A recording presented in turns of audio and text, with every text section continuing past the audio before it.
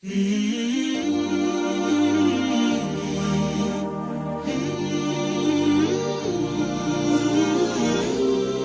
months ago, maybe 3 months, this land was empty, nothing. Now, alhamdulillah, in our way to Kafr Jalis, Jigsaw Village 2.0, we couldn't believe, we didn't realize that now this village is almost complete. In few months, inshallah, it will be ready. We will start to relocate the IDPs, families affected by the earthquake, into this village.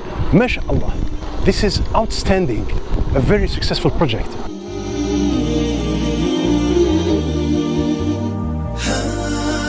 See behind me, we completed the foundation of the mosque and we started to build now the rest, the walls.